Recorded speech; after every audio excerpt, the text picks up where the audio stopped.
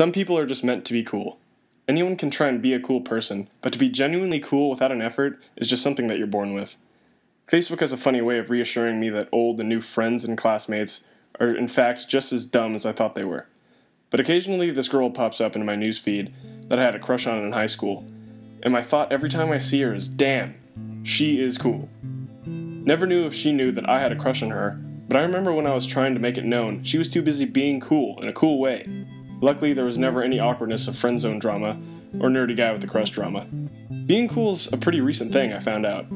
In fact, people have only been cool for roughly 80 years, in that the slang term was introduced through jazz in the 1930s. Before people were calling each other cool, Americans would use more proper terms that would basically mean fashionable. Given that one of my majors is philosophy, I'm constantly encountering abstract questions such as, what is the meaning of life? What is life? Do prison buses have emergency exits? So I'm stuck in this mindset of observing a word such as fashionable and thinking, what is fashionable? Interesting how we can put a definition on something that has never been constant and never can be constant. The very concept of fashion sense has been redefined countless times since the French introduced the word fashion to the world in the 1200s. Fashion was borrowed from the Latin word fashionem, which in Latin simply means to make shape. I've never really cared much for fashion. I've owned only a handful of clothing throughout my life, and I've had no interest in shopping for more. I'm not trying to hold out, but that's what's truly in my heart about fashion, which really means, in the most original sense of the word, I can never be cool. Romans introduced footwear to the world through sandals, Egyptians introduced the first cosmetics and hairstyles, and dating back roughly 650,000 years ago, humans have been wearing some form of clothing. Now, clothes, hair, cosmetics, and footwear are the ever-changing elements of fashion design today.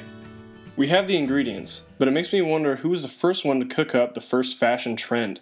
France has artfully been influencing the course of human fashion since the medieval days, in designing outfits for knights and elaborate clothing for royal courts, but the design of what you should wear through measurements and art from someone other than an anonymous seamstress or dressmaker had never been done before, until this guy came along.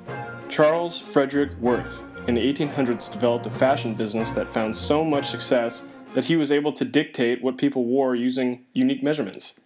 As a result of this man's success, many royal and wealthy families began hiring designers to create outfits that were more elaborate and beautiful than others.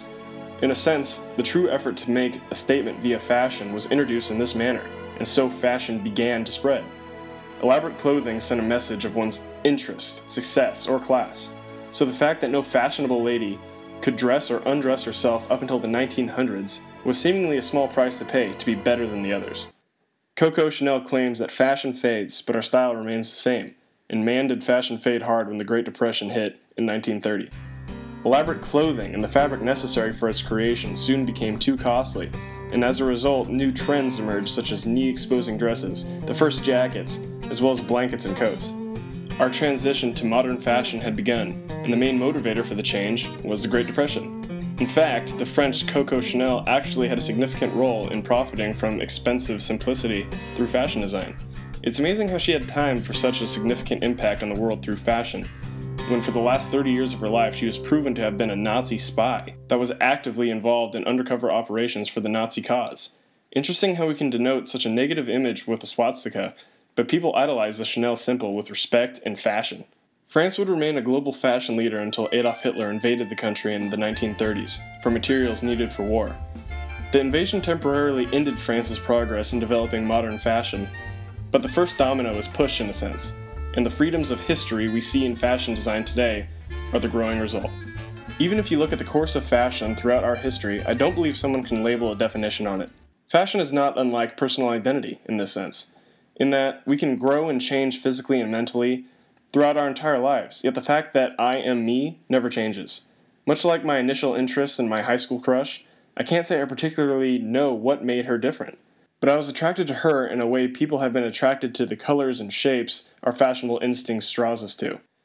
When I started putting these thoughts together, I didn't think I'd end my thought by quoting a Nazi, but Coco Chanel and I can agree on something, and that is our style remains the same. No one should feel that fashion is important at all, for how can we hold importance to fashion when all fashion is made to become is unfashionable? And before we know it, eventually what makes people uncool is the exact thing that makes them very cool.